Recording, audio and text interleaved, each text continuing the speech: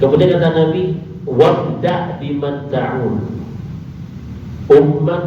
ummik wa abak wa ukhtak wa akhak wa adnan fa'adnan. Dalam memberikan nafkah, urutan yang pertama yang mesti kita berikan nafkah adalah diri kita sendiri. Urutan dasarnya adalah penuhi dulu kebutuhan kita. Kalau masih berlebih, siapa lagi? Anak. Setelah anak baru istri. Anak, karena anak itu tentu di bawah kemampuan istri itu. Anak di sini maksudnya anak yang belum balik ya. Setelah istri dari bapak ibu, baru orang tua. Maka tidak masalah ketika kita lebih mendahulukan keluarga kita, istri dan anak dalam soal nafkah. Kalau sudah berlebih, artinya sudah maksimal, berlebih lagi biaya uang penghasilan kita. Di saat itulah kita dipanggil untuk tolong ingat bapak dan ayah, ingat orang tua. Di situ kita main. Maka seorang istri dilarang atau tidak boleh melarang suaminya untuk memberi adik, abangnya, istri orang tuanya ketika nafkah sudah dicukupi. Contoh langsung aja lah. Saya mau umroh nih, biaya cuma untuk 2 orang, saya 1. Nah, timbul pertanyaan, yang satu lagi siapa? Istri belum umroh, orang tua belum umroh. Kita punya duit untuk biayai 2 orang, 1 berarti kita, saya. Nah, kira-kira siapa Pak? Nah, untuk jawaban itu adalah kita tengok dulu apa hukumnya mengumrohkan istri. Masuk nafkah atau tidak? Tidak kan? Jadi Bu, kami tidak wajib mengumrohkan ibu. Karena agama kita tidak jadi kewajiban suami mengumrohkan istrinya, membawa umroh atau membawa haji lah gitu. Maka dalam konteks ini lebih diutamakan ibu. Jadi kalau istri itu nanti marah, nih masa kau dulukan ibu? Wah, itu tidak pantas. Bismillahirrahmanirrahim. Yang kita bahas adalah dosa besar yang di buku ini masuk ke 301. Jadi di buku ini dosa besar yang ke 301 adalah idha'atu iyalihi ka'auladihi sighar. Ini lebih fokus pada yang sudah berkeluarga. Tapi bukan berarti yang belum menikah ini tidak bermanfaat. Ini tetap bermanfaat untuk bekal dia nanti kalau sudah menikah. Dosa besar yang ke-301 Bapak Ibu adalah menyia-nyiakan keluarga. Ini bagi kepala keluarga. Kalau sudah itu senyum-senyum aja ibu belakang. Kata ulama ini, dosa besar yang ke-301 adalah seorang suami, seorang kepala keluarga menyia-nyiakan anggota keluarganya. Siapa contohnya? Ka'auladihi sighar, seperti anak-anaknya. Anak-anak yang di bawah umur yang belum balik lalu disia-siakan.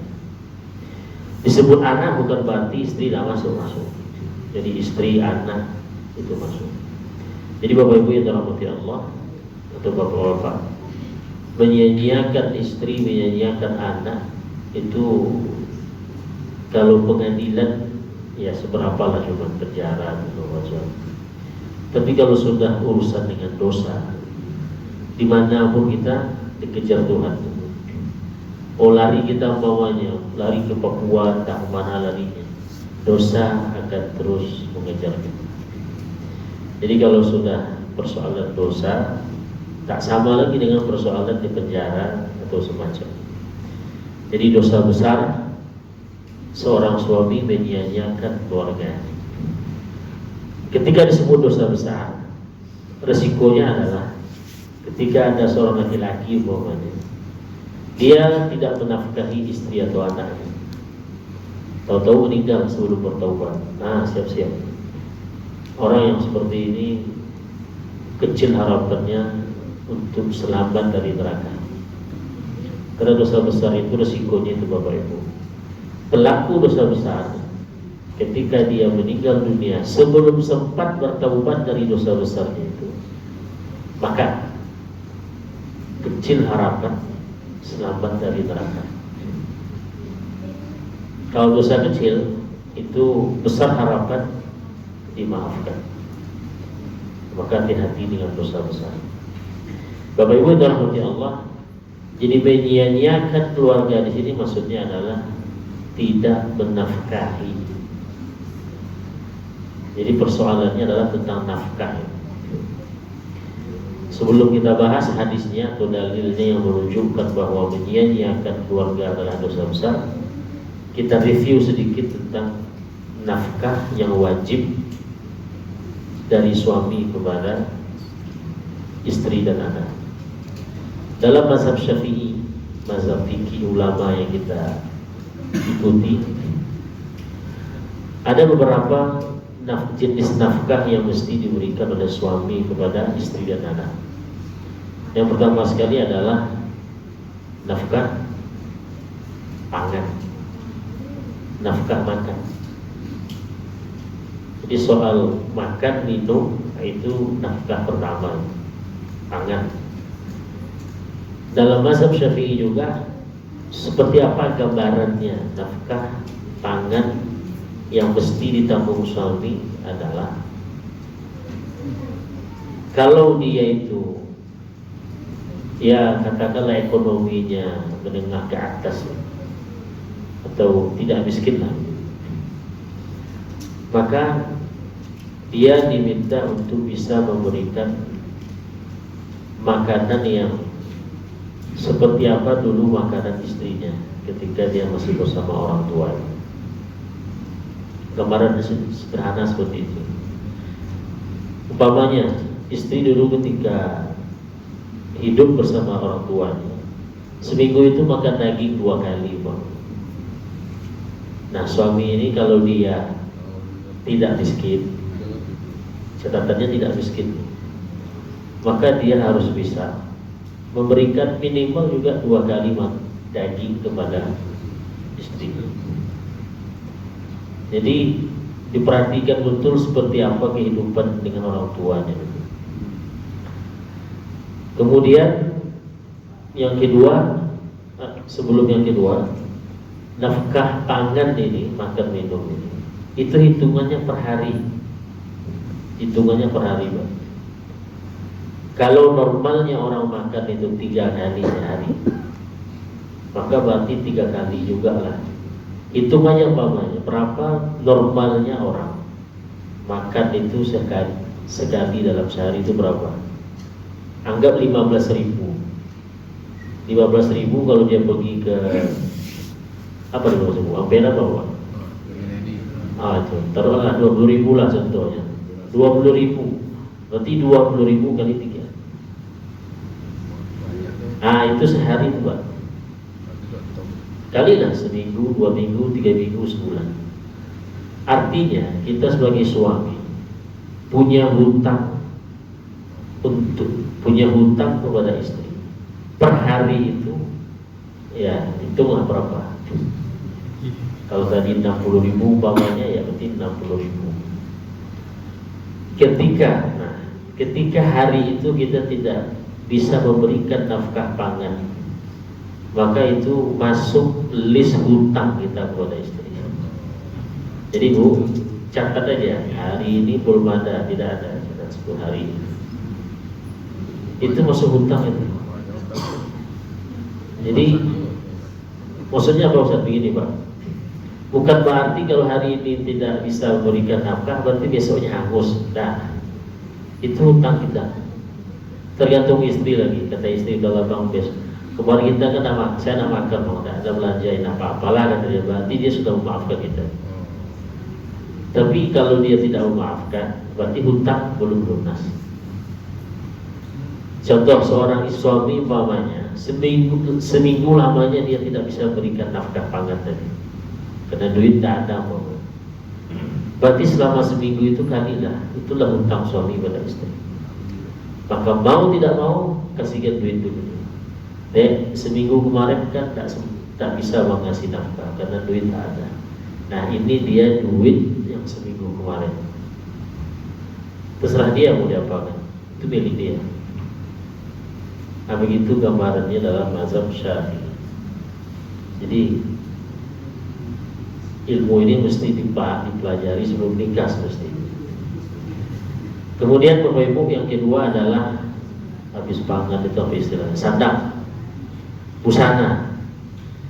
Dalam mazhab Syafi'i lagi-lagi seorang istri wajib diberikan busana dari atas sampai ke bawah, luar dan dalam, 1 kali per 6 bulan. 1 kali per 6 bulan. Ditambah dengan pakaian khusus tergantung musimnya. Kalau musim dingin kan ada namanya sweater ya. Nah, berarti pakaian khusus dingin ditambahan berarti sweater itu wajib. Kita dua aja musimnya, musim panas dan musim sangat panas. Ya benar. Musim kita dua, panas dan sangat panas.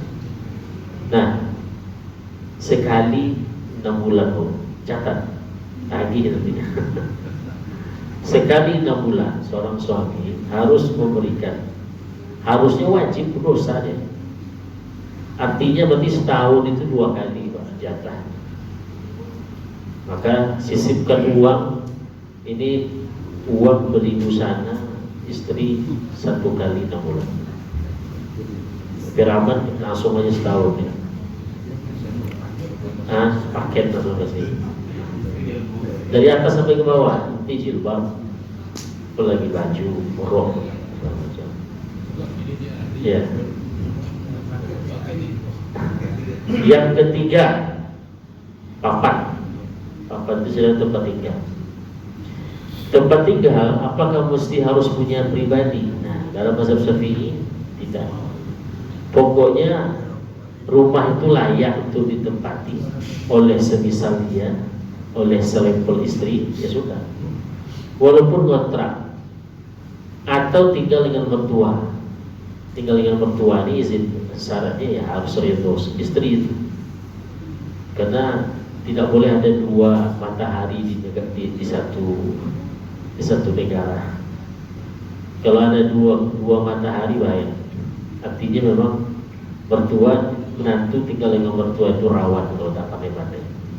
Jadi kalau seorang suami membawa istrinya tinggal di rumah orang tuanya, ya itu seorang suami harus peka karena rawan.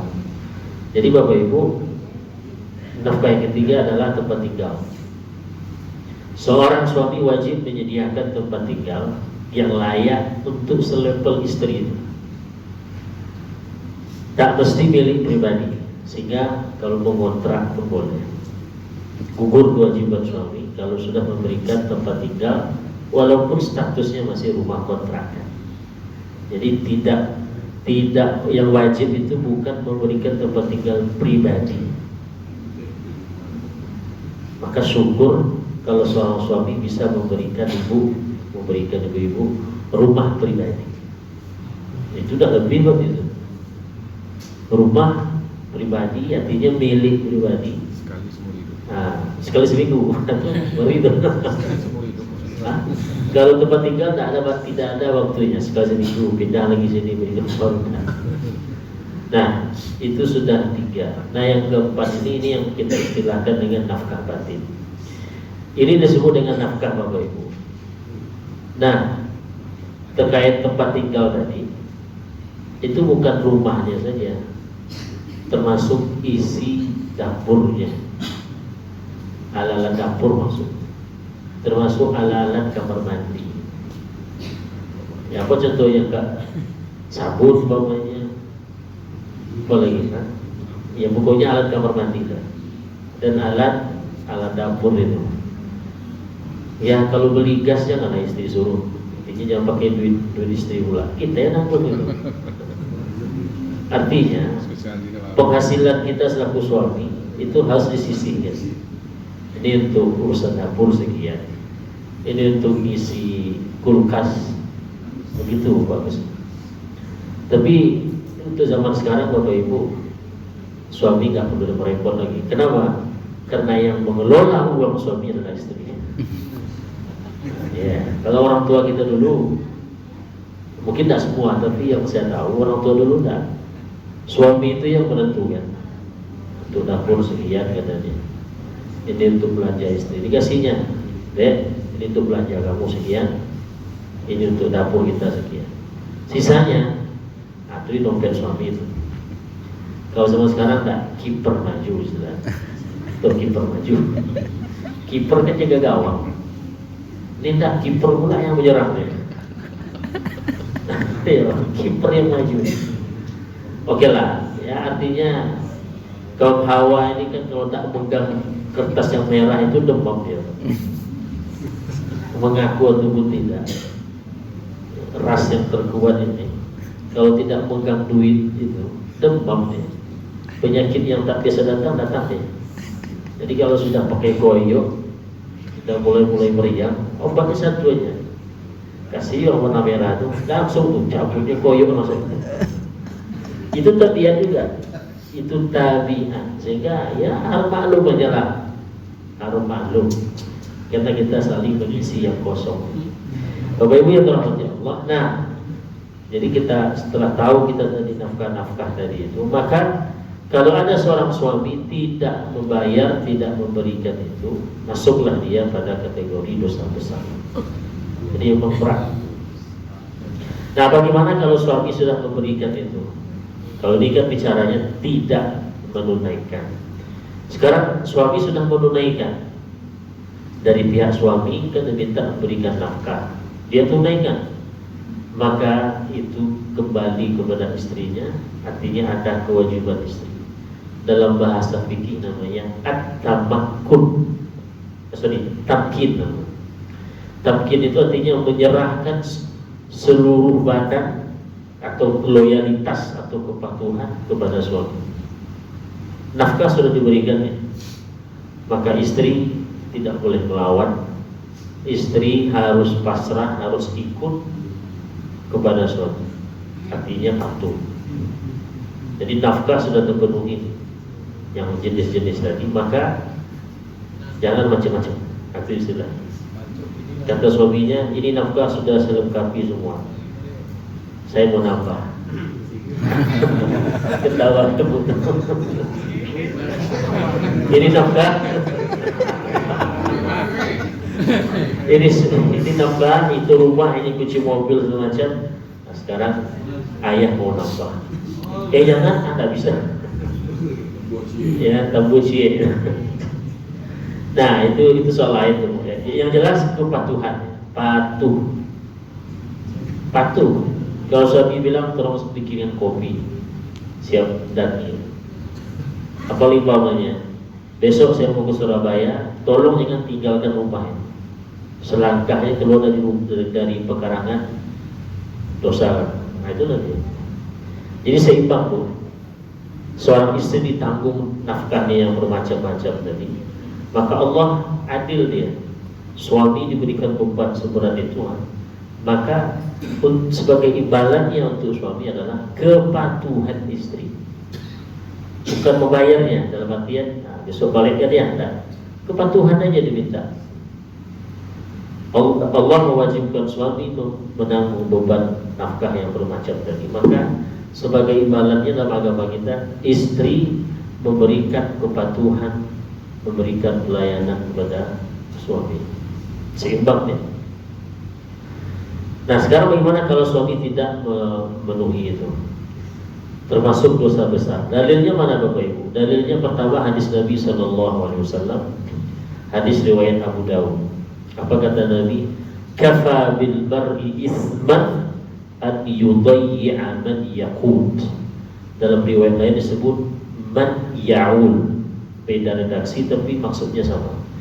Cukuplah dosa seseorang, atau cukuplah sebagai dosa bagi seorang itu apa? Menyia-nyiakan orang yang itu di bawah tanggungan nafkah istri dan anak. Maka sangat menyedihkan Pak. seorang laki-laki menikah tapi tidak memberikan nafkah itu kepada istrinya. Miris kita kadang-kadang, tapi ya itulah fakta yang ada di lapangan. Yang lebih miris lagi adalah istrinya yang bekerja, menanggung bayar listrik, bayar gas, beli ini. Itu tidak ada jantannya lagi. Istri yang bekerja, suami yang di rumah, itu udah terbalik dunia sebenarnya. Kalau hidup di zaman Syafi'i, Imam Syafi'i, geleng-geleng Imam Syafi'i. Ini kayaknya perlu hukum lain ini katanya. Karena kepemimpinan laki-laki diantaranya adalah yaitu tadi mencari nafkah untuk keluarga.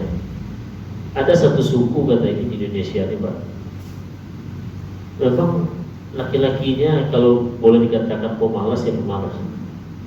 Di rumah aja kerjanya sama main burung apa tuh pakai sangkar tuh.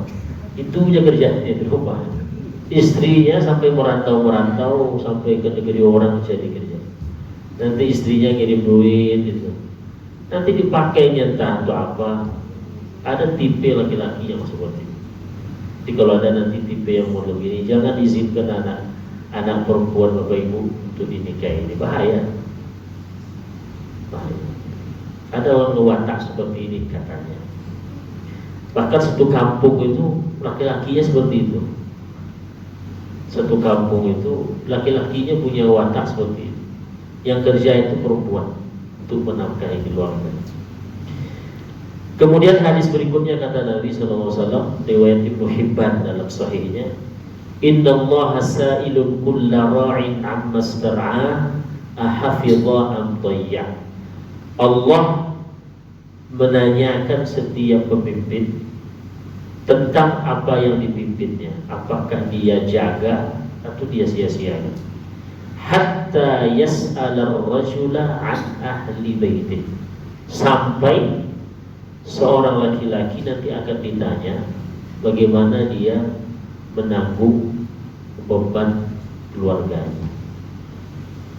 Kita akan ditanya nanti Pak, bagaimana dulu hak istri diberikan apa tidak, hak anak diberikan apa tidak.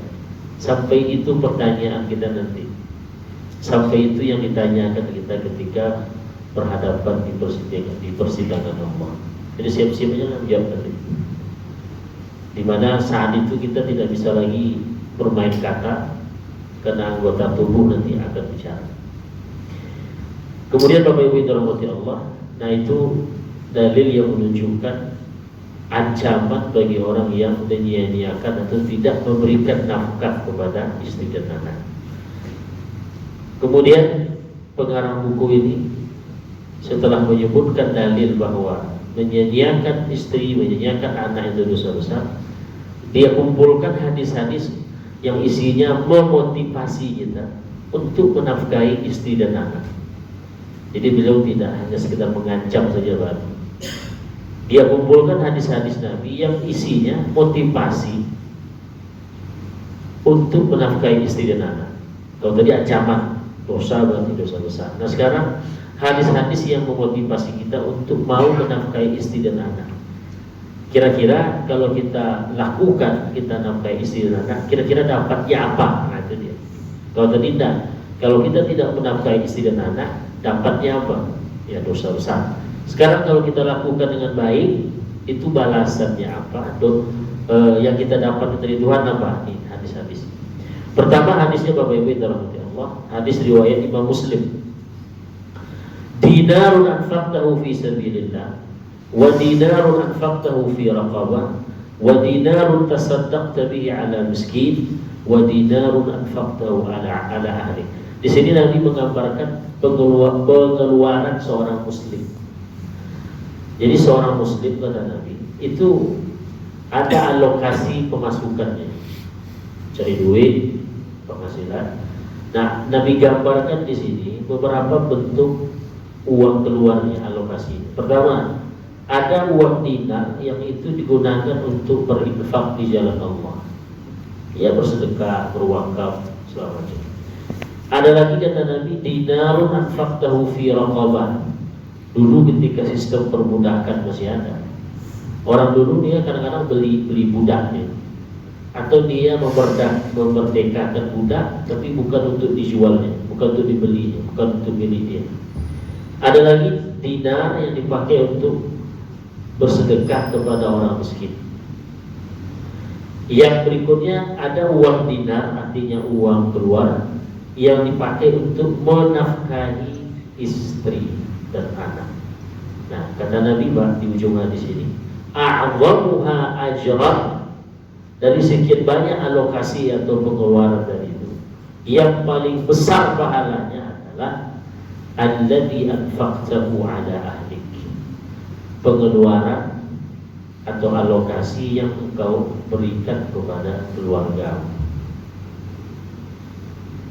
Saya umpamanya uang penghasilan saya pakai untuk sedekah, pakai untuk segala macam.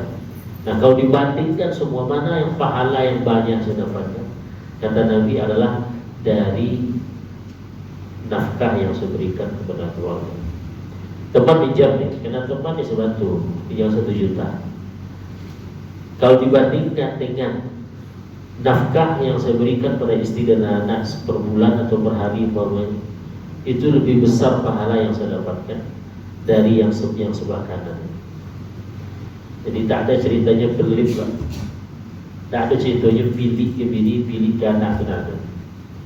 Kalau Anda seorang suami pelit ke istri, itu parahnya kuadrannya. Pilih ke bini, berarti ke siapa lagi dia tak pelitnya? Ke istri pelit. Itu geleng-geleng kita lihat. Pelit ke istri, pelit ke anak. Kira-kira ke teman sekantor lebih pilih begitu sama istri, teman-teman hidupnya, anak, pelit dia. Bisa bayangkan seberapa pelitnya dengan orang lain. Nah, ini yang mestinya. Yang kedua hadisnya Bapak Ibu yang dirahmati Allah. Nah, ini terkait dengan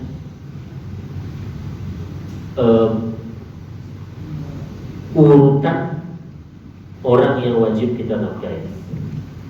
Nah, jadi kata Nabi begini, Pak.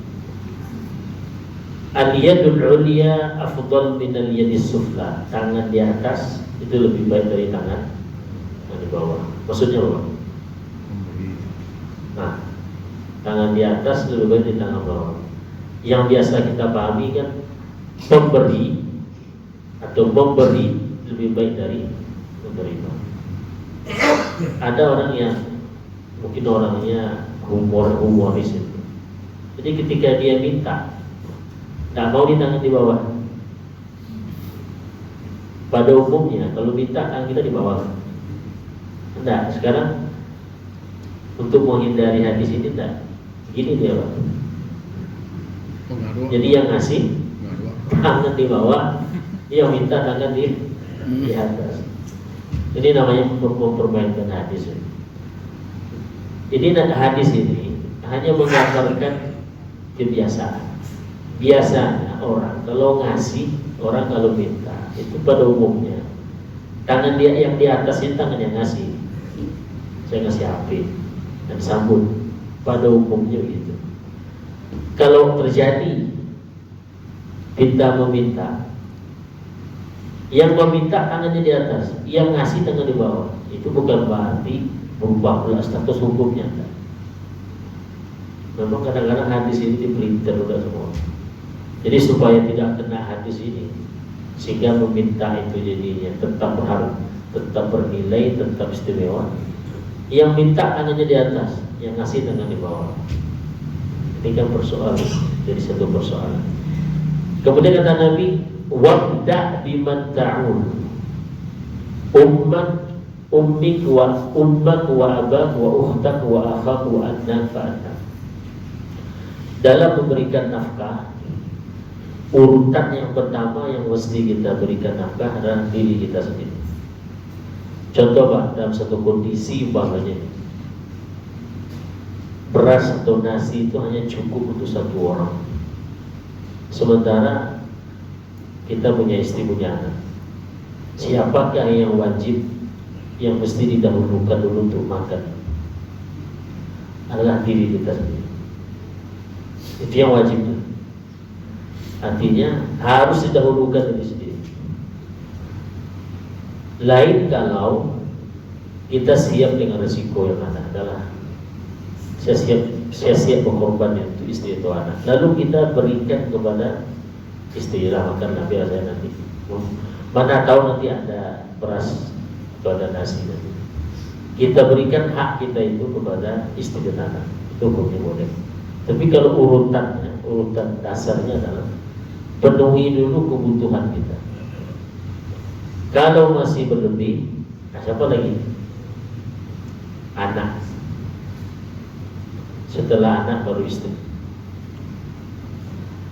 Anak, karena anak itu tentu di bawah kemampuan istri itu. Anak di sini maksudnya anak yang belum balik ya. Kalau anak sudah balik, nah itu lain cerita. Maka di sini Bapak Ibu yang mesti kita pahami begini. Memberikan nafkah kepada anak itu sebetulnya tidak selama-lamanya. Ada batasan. Jadi kita selaku orang tua memberikan nafkah kepada anak itu ada batasnya.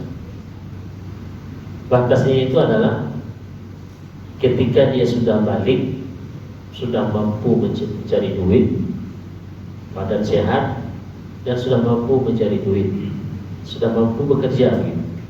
Maka saat itu kita tidak wajib lagi memberikan nafkah. Kalau mati kelaparan ya sudah, dia bisa cari duit, bisa cari beras, bisa cari untuk yang dimakan, tapi dia mungkin kena malas atau apa, dosa tanggungnya sendiri, kita tak berdosa. Jadi anak-anak yang masih di bawah tanggungan kita dalam artian entah kena masih kecil mamanya, atau sudah besar sudah balik tapi ya belum mampu cari duit, nah itu masih tanggungan kita.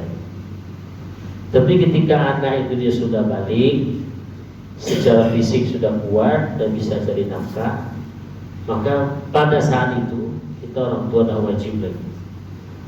Tapi ada juga orang tua yang masih kasih nafkah, itu sudah sunat itu. Sudah, artinya amalan sunat kita lagi. Kasarnya kalau kita tidak mau lagi menafkahi anak yang model tadi, ya sudah besar, sudah bisa cari duit, kita putuskan tidak mau lagi ngasih nafkah, itu kita tidak berdosa. Kenapa? Karena sang anak itu sudah mesti harus mandiri cari uang sendiri. Nah ini yang mesti kita perhatikan Pak. Kalau tidak, mau sampai kapan anak itu disubsidi? Kan ada sebagian orang kena sayang yang berlebih sama anak itu, disubsidi terus sehingga manja, sehingga anak tetap mandiri. Maka selaku orang tua, batas wajibnya kita memberikan nafkah anak adalah ketika anak sudah balik dan sudah mampu jadi duit. Kira-kira umur berapa Pak? Sudah kuliah, selesai kuliah lah kalau zaman sekarang. Ijazah sudah ada, artinya dia sudah bisa jadi duit. Cuma kena malas atau mungkin kena tidak pede atau soal lain. Jadi ketika anak sudah wisuda S1, panggil umpamanya, nak, Bapak Ibu hanya bisa memberi kamu nafkah sampai ini saja. Sekarang gunakan kemampuan, kecerdasan, pendidikan yang sudah kamu dapatkan. Nah, besok melamar kerja gitu. Nah begitu seharusnya. Kalau orang Cina kabarnya sampai kapan Pak? Kecil itu sudah disuruh kan. Nah kita tidak sekeras itu hidupnya. Islam selagi dia belum mampu mencari duit dan masih balik dan sudah balik dan belum balik begitu, itu masih ditanggung. Berdosa kita kalau tidak memberikan. Kemudian setelah istri dari Bapak Ibu, baru orang tua kita. Nah jadi kan ada persoalan itu, mana didahulukan, istri atau orang tua. Jadi kan ada semacam kondisi di mana kami laki-laki ini harus memilih mana yang dahulukan, istri atau orang tua, ibu lah. Itu kadang-kadang di polemik gitu. Nah kalau sudah tahu urutannya tadi, urutannya ibu itu setelah istri. Urutan dasar. Urutan dasar ini digunakan kita gunakan dalam kondisi ketika kita hanya bisa memilih. Artinya tidak ada pilihan lain, karena mungkin Saya contoh begini Pak, contoh langsung aja lah. Saya mau umroh nih, biaya cuma untuk 2 orang, saya 1. Nah, timbul pertanyaan, yang satu lagi siapa? Istri belum umroh, orang tua belum umroh. Kita punya duit untuk biayai 2 orang, 1 berarti kita, saya. Nah, kira-kira siapa Pak? Nah, ibu atau istri? Ini kan ibu. Nah, untuk jawaban itu adalah kita tengok dulu apa hukumnya mengumrohkan istri. Masuk nafkah apa tidak? Dari yang disebutkan tadi, ada tidak disebutkan umroh? Tidak kan? Jadi Bu, kami tidak wajib mengumrohkan ibu. Suami tidak wajib. Tapi kalau suami mengumrohkan istrinya, itu hadiah terbesar. Karena agama kita tidak jadi kewajiban suami mengumrohkan istrinya, membawa umroh atau membawa haji lah gitu. Maka dalam konteks ini terserah suami seharusnya. Artinya bukan terserah, lebih diutamakan ibu. Jadi kalau istri itu nanti marah, masa kau dulukan ibu? Wah, itu tidak pantas ya. Karena sekarang membawa umroh itu, istri maksudnya, itu tidak menjadi sebuah kewajiban suami. Maka saat itu relakan suami untuk mendahulukan ibunya. Tapi kalau itu termasuk kewajiban suami kepada istri, nah itu mau tidak mau harus istri. Contoh gini, untuk hari ini makan pagi, siang dan malam 3, itu duit hanya cukup untuk taruhlah 1 anak 1 istri, berarti cukup untuk 3 orang. Tahu-tahu ibu saya namanya tidak ada uang juga, terancam tak makan juga. Sementara biaya yang saya punya hanya untuk bisa berikan makan saya sendiri, ibu, anak dan istri, 3 orang aja. Tapi kondisi yang sama, ibu saya atau ayah saya butuh makan juga, kalau tidak kelaparan juga. Nah, dalam konteks ini 2 orang ini siapa orangnya yang mesti saya dahulu? Nah, dalam konteks ini anak dan istri. Lalu ibu bagaimana? Ibu itu tanggungan ayah. Ayah bagaimana? Ya, kasar-kasarnya tanggungan ayah. Begitu kasar.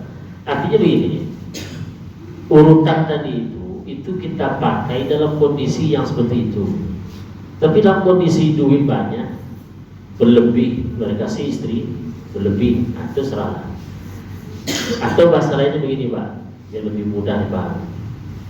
Sebulan itu potongan gaji kita atau pemasukan kita dahulukan untuk anak dan istri.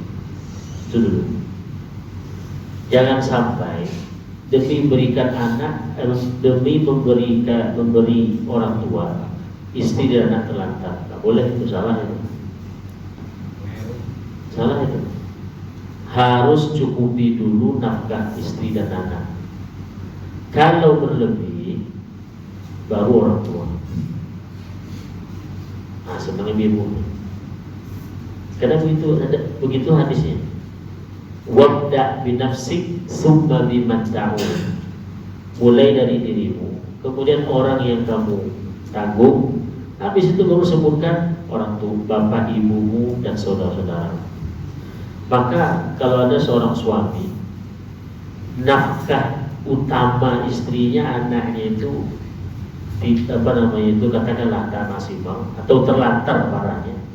Karena suami ini atau laki-laki ini mencukupi atau memaksimalkan pemberiannya kepada orang tuanya dan saudara-saudaranya, abangnya, adik. Ini dosa nih Pak.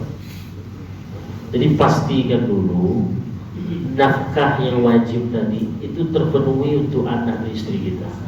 Nah, kalau lebih aja binti itu, nah itu silakanlah mau ditransfer ke istri, ke orang tua atau ke adik. Nah itu lebih bagus hukumnya. Begitu urutannya Pak. Jadi dapat pemasukan per bulan nih. Nah, potongan pertama adalah istri dan anak dulu. Makannya, pokoknya listrik, rumah apa. Setelah selesai, sudah cukup. Nah baru, oh masih berlebih nih. Nah baru.